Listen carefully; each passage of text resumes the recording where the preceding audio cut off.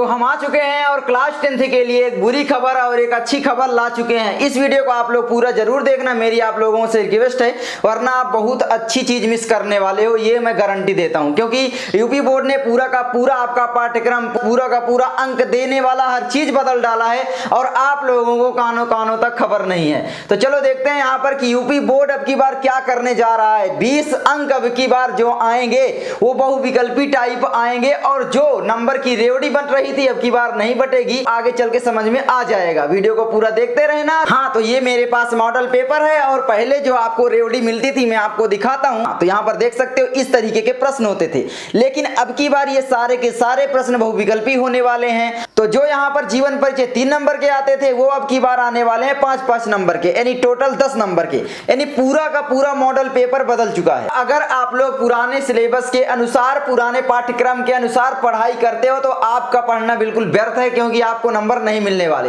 पूरा का पूरा इस तरीके से चेंज किया गया है कि अब इसमें एक भी नहीं मिलता। इसलिए जितने भी मैंने आपको मॉडल पेपर प्रोवाइड किए हैं, आपसे माफी चाहूंगा कि उन मॉडल पेपर से कृपया करके ना पढ़ें। तो सबसे पहले आप लोग यहाँ पर देख सकते हो कि भाई हिंदी में क्या है। सबसे पहले आपका आता था कि हिंदी गद्य के विकास का संक्षिप्त परिचय शुक्ल युग तथा शुक्लोत्तर युग, लेकिन अब की बार यहाँ पर आप देख सकते हो कि 5x1 लिखा गया है, यानी 5 नंबर जो आपके ये क्वेश्चन आएंगे ये भी आपके कौन से होंगे, बहुविकल्पी होंगे। तो ये आप लोग याद रखना, बहुविकल्पी होंगे, ठीक है। अब यहाँ पर और भी आप लोग देखना, ठीक है, तो ये वाला आप हाईलाइट कर लो। दूसरा आप देख सकते हो हिंदी पद्य का विकास संक्षिप्त परिचय रीति है आधुनिक काल, ये भी 5 नंबर का पहले भी आता था, लेकिन अब की बार 5x1 लिखा गया है, यानी ये भी आपका बहुविकल्पी आएगा, यानी 10 नंबर आपके ये बहुविकल्पी हो गए। तो आप लोग यहाँ पर देख सकते हो पहले जो प्रश्न आते थे वो इस तरीके के आते थे। निम्नलिखित रचनाओं में से किसी एक रचना के लेखक का नाम लिखिए, किसी एक रेखा चित्र विधा के लेखक का नाम लिखिए, किसी एक एकांकी लेखक का नाम लिखिए। मतलब कि बहुविकल्पी प्रश्न एक भी नहीं होते थे। अब यहाँ पर कठिन किया गया या सरल, ये आप खुद अंदाजा लगा सकते हो। तो अब यहाँ पर कठिन किया गया या सरल, आप लोग खुद अंदाजा लगा सकते हो, इतना समझदार हो। तो चलो आगे देखते हैं। आगे आपका यहाँ पर आता है तीसरा काव्य सौंदर्य, पहले जो कि ये नहीं आता था खंड आ में, ठीक है, ये है आपका खंड आ, याद रखना।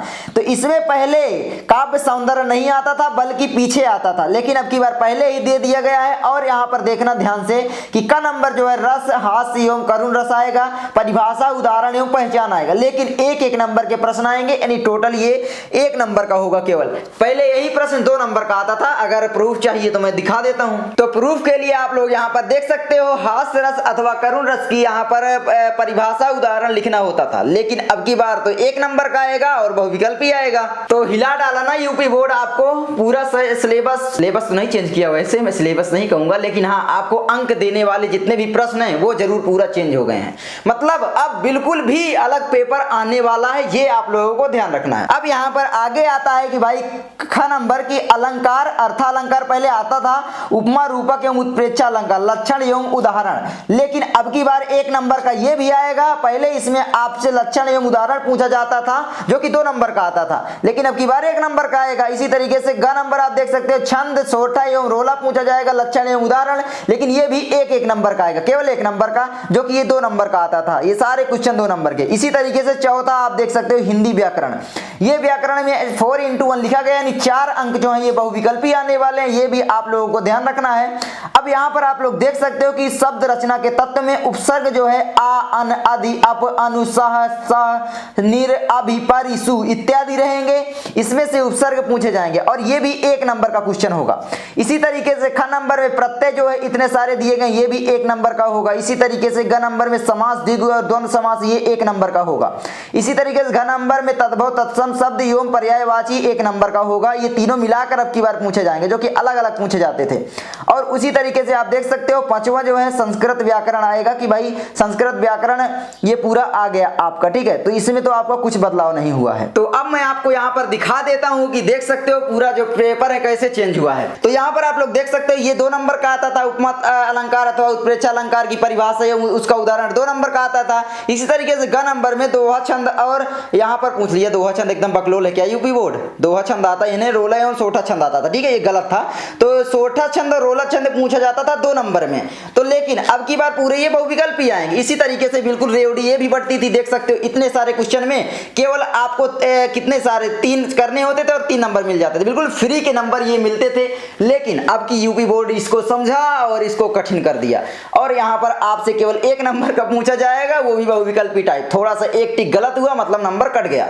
इसी तरीके से ख नंबर में देख सकते हो निम्नलिखित में से किन्हीं 2 प्रत्ययों का प्रयोग करके एक एक शब्द बनाइए। तो ये भी आपका 2 नंबर का आता था, 4 क्वेश्चन रहते थे, 2 करने होते थे, लेकिन अब की बार बहुविकल्पी टाइप आएगा। इसी तरीके से ये वाला नीचे जो है ये समास आता था, समास में ये दिया गया है, लेकिन ये 2 नंबर का आता था, लेकिन ये भी 1 नंबर का आने वाला है, और ये बहुविकल्पी आएगा। ये सारे क्वेश्चन बहुविकल्पी बना दिए। निम्नलिखित में से किन्हीं 2 शब्दों के तत्सम रूप लिखिए, 2 नंबर का ये भी आता था। तो मतलब कि रेवड़ी बढ़ती थी एक प्रकार से, जो कि मैं मानता हूं कि पहले का क्वेश्चन पेपर काफी सरल हुआ करता था, लेकिन अब की बार का क्वेश्चन पेपर थोड़ा हार्ड जरूर हो गया है, क्योंकि आपके जो बहुविकल्पी प्रश्न होते हैं उसमें थोड़ा सा एक टिक टक से गलत हुआ और टक से नंबर कट गए। लेकिन पहले जो होता था उसमें ऐसा नहीं होता था, अथवा में रहता था 4 क्वेश्चन होते थे, 2 ही करना होता था, तो 100% स्टूडेंट को 2 क्वेश्चन आ ही जाते थे।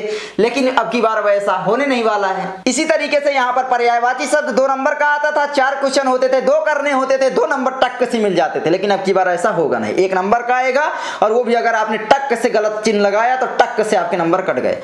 उसी तरीके से 10वां क्वेश्चन निम्नलिखित में से किन्हीं 2 में संधि विच्छेद कीजिए। ये सारे तो मैं आपको आगे दिखाता हूँ। तो चलो अब आगे देखते हैं। ये पूरा आप लोगों ने देख लिया, अब अभी और बदलाव हुआ है, दिखाता हूं मैं कैसे। तो यहां पर देख सकते हो संस्कृत व्याकरण में संधियण, परिभाषा, उदाहरण, पहचान पूछेगा। ये भी आपके बहुविकल्पी होंगे, ये तीनों में आपके बहुविकल्पी होंगे, आप लोग पढ़ सकते हो, ठीक है। तो यहां पर शब्द रूप में फल, मति, मधु, ये सारे बहुविकल्पी प्रश्न आएंगे। धातु रूप में भी बहुविकल्पी आएंगे। अब खंड ब में आपके पाठ्यक्रम में जितने भी हैं वो क्या क्या दिए गए हैं। खंड ब में आपके वर्णनात्मक प्रश्न होंगे। इसमें आपके पहला क्वेश्चन है कि भाई गद्य हेतु निर्धारित पाठ्य वस्तु से गद्यांश पर आधारित प्रश्न आएंगे, जो कि 6 नंबर के पहले आते थे और 6 नंबर के अभी भी आ रहे हैं। तो पहले आपका जो मॉडल पेपर होता था वो बहुविकल्पी टाइप प्रश्न एक भी नहीं होते थे, लेकिन अब की बार जरूर 20 क्वेश्चन कर दिए गए हैं। तो पूरा मॉडल पेपर, पूरा आपका क्वेश्चन पेपर तो बदल कर आएगा ही। तो सिलेबस नहीं बदला है, मैं सिलेबस नहीं कह रहा, लेकिन क्वेश्चन पेपर जरूर पूरा बदल के आएगा। तो आप पिछले क्वेश्चन पेपरों से प्लीज तैयारी ना करें। हाँ, हो सकता है उसमें के कुछ क्वेश्चन फंस जाए, लेकिन जो मैं आपको आगे तैयारी करवाऊंगा उससे आपको करना है। अब यहाँ पर आगे मैं आपको दिखाता हूं थोड़ा। तो पहले का जो ये क्वेश्चन पेपर होता था एक भी खंड में नहीं विभाजित होता था, यानी केवल खंड का होता था। आप मान सकते हो कोई भी, मतलब कोई भी खंड नहीं होते थे, नंबर वाइज प्रश्न होते थे।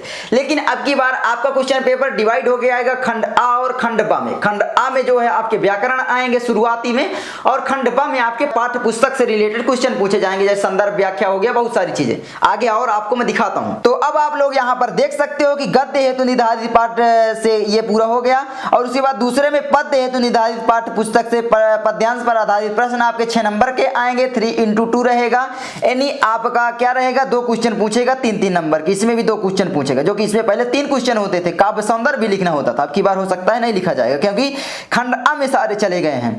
तीसरा आपका है कि भाई संस्कृत गद्यांश का संदर्भ सहित हिंदी अनुवाद आपको करना पड़ेगा। ये आपका 5 नंबर का रहेगा, लेकिन इसमें आपके दो गद्य पूछे जाएंगे, 2 में से आपको एक करना होगा, यानी अथवा में रहेगा। मैं मॉडल पेपर आगे बना के आपको दिखा दूंगा।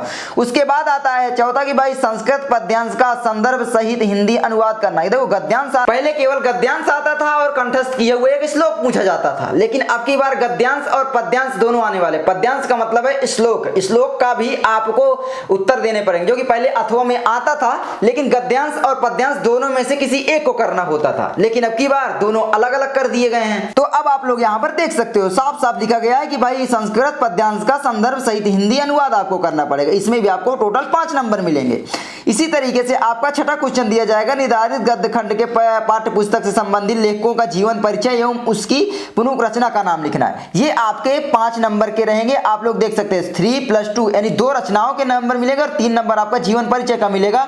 और रचनाएं आप 2 बताओगे तो 2 नंबर और मिल जाएगा। तो रचनाएं 2 तो आपको बतानी पड़ेंगी। तो यहाँ पर आप लोग देख सकते हो जीवन परिचय पहले जो आता था 3 नंबर का आता था और 3 नंबर का ही आता था, नहीं 6 नंबर का। लेकिन अब टोटल आपके जीवन परिचय आएंगे 10 नंबर का और प्रश्न इसी तरीके से पूछे जाएंगे। हाँ, एक चेंज जरूर हुआ है, वो चेंज ये है कि आपको 2 रचनाएं अब लिखनी पड़ेंगी। ये आप लोगों को ध्यान रखना है हमेशा कि 2 रचनाओं से ज्यादा आपको लिख के आना है तो 2 नंबर उसके मिलेंगे और 3 नंबर जीवन परिचय की मिलेंगे। अब जीवन परिचय पहले 6 नंबर का आता था लेकिन 10 नंबर का आएगा। उसके बाद 7वां क्वेश्चन आप देख सकते हो, संस्कृत खंड के पाठ्य पुस्तक से कंठस्थ किए हुए एक श्लोक जो प्रश्न पत्र में ना आया हो। ये क्वेश्चन आपका आता ही था और ये आता ही था, इसमें कोई बदलाव नहीं है। उसके बाद 8वां है, संस्कृत खंड के पाठ्य पुस्तक पर आधारित प्रश्नों में से किन्हीं 2 का संस्कृत में उत्तर देना, ये भी आता ही था 4 नंबर का, तो इसमें बदलाव नहीं हुआ है।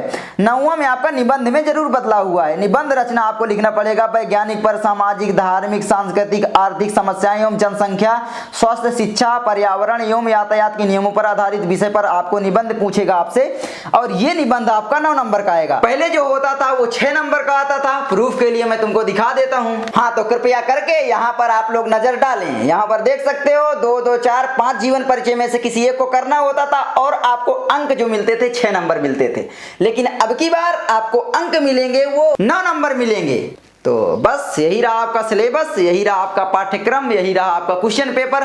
क्वेश्चन पेपर मैं जल्द बना के आपको दिखाने वाला हूं कि क्वेश्चन पेपर आखिर बोर्ड एग्जाम का किस तरीके से आएगा। मेरे पास 2023 बोर्ड एग्जाम का पूरा क्वेश्चन पेपर, मॉडल पेपर, जो बोलना है बोल लो, वो मेरे पास रखा हुआ है। जल्दी उसकी वीडियो आने वाली है, तब तक इंतजार करें और बस पढ़ते रहो, मस्त रहो। जो भी वीडियो चाहिए कमेंट करके जरूर बताया करो।